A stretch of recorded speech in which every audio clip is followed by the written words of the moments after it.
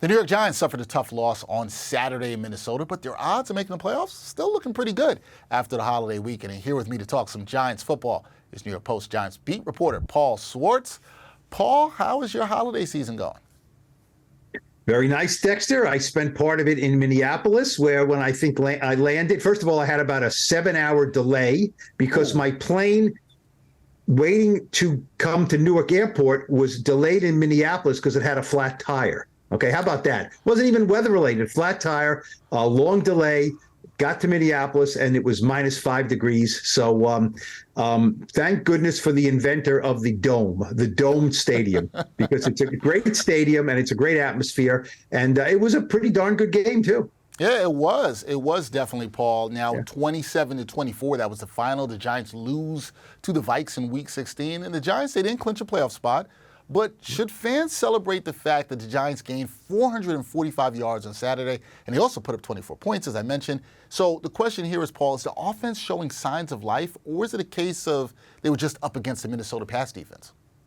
Well, I think all of the above, everything you said there. Should they celebrate it? No. I mean, scoring 45 points, I think the Giants fans should celebrate. The Giants never get to 30. They haven't got to 30 in like 2 years.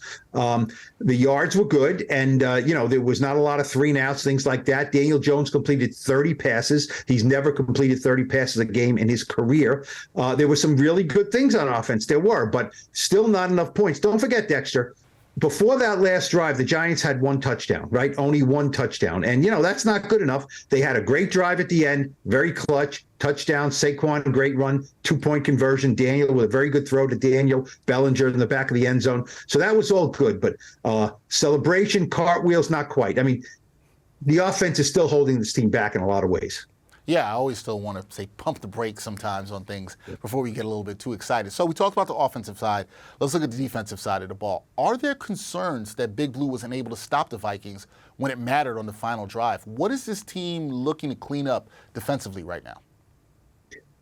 There's concern. Wink Martindale can just blitz so many times, and he blitzed a lot on that last drive, and Kirk Cousins made him pay a little bit. Now, look, Justin Jefferson just broke Randy Moss's franchise record for receiving yards in a season. I mean, the guy does it against everybody. So the Giants, 12 catches, 133 yards, 1 touchdown for Jefferson.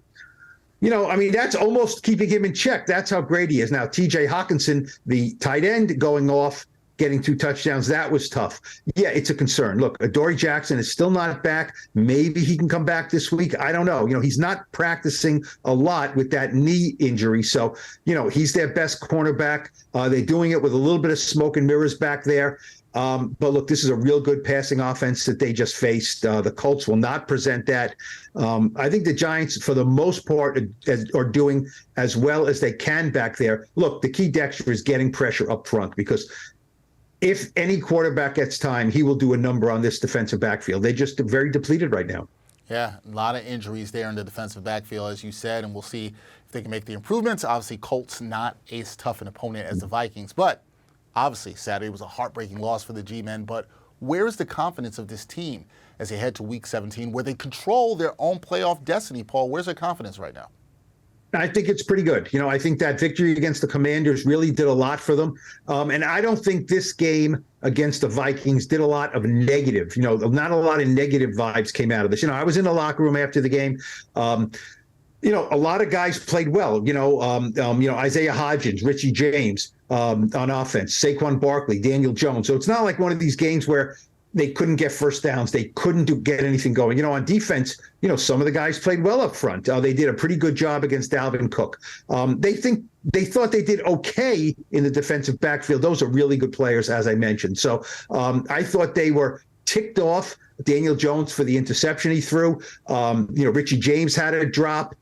Daniel Bellinger was certainly frustrated. The Giants are going into the red zone and he fumbles the ball after a catch. Obviously a punt block with a block right up the middle. I mean, that's deadly. You can't allow that. So there were 2 or 3 or 4 mistakes that they really were upset about. Otherwise, they felt they battled the Vikings on even terms or dominated them at times. And I know for a fact the offense was very excited to get the game into overtime. They felt they were going to go down the field and score.